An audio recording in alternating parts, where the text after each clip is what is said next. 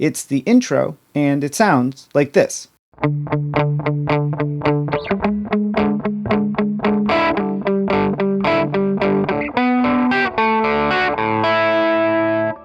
To start, you're going to be playing a D at the 5th fret of the A string, along with the open D string.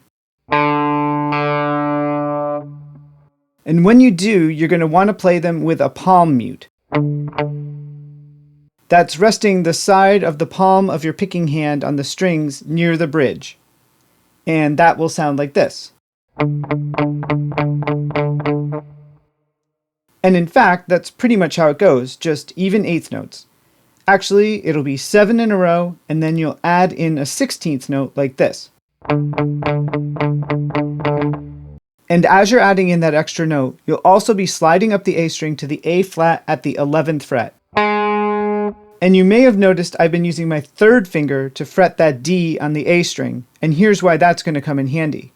Because now, after you slide up, you're going to put your 1st finger down on the E at the 9th fret of the G string. You're not going to sound that note, not yet anyway. For now, you'll just use your 1st finger and the edge of your 3rd finger to mute the other strings. At this point, Mike starts somewhat randomly hitting the now muted G string. And this is going to become a theme with this song, a decided looseness. Especially with your picking, strumming hand, he's not sloppy or careless, but there's a loose groove kind of feel to it all. You're going to keep that same position and 8th note strumming pattern, but now fret the G at the 10th fret of the A string with your 2nd finger. And right before you make that change, you'll notice the most obvious time he hits that G string. And now we get to the money riff of the song. You'll slide your 3rd finger up to the B at the 14th fret, and this is the first note that won't have the palm muting. So it'll be the B at the 14th fret of the A string, an open D, and your 1st finger on the 12th fret of the G string.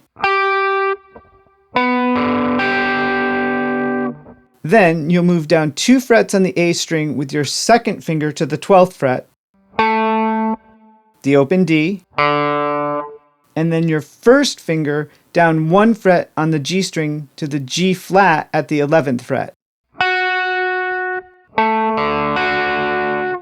Finally, that riff finishes up by playing an open A and an E at the 9th fret of the G string with your 3rd finger. Using your 3rd finger here will set you up to start the pattern over again for the verses with your 1st finger back on the D at the 5th fret of the A string and your 3rd finger 1 octave higher on the D at the 7th fret of the G string. And so that riff again, slowly.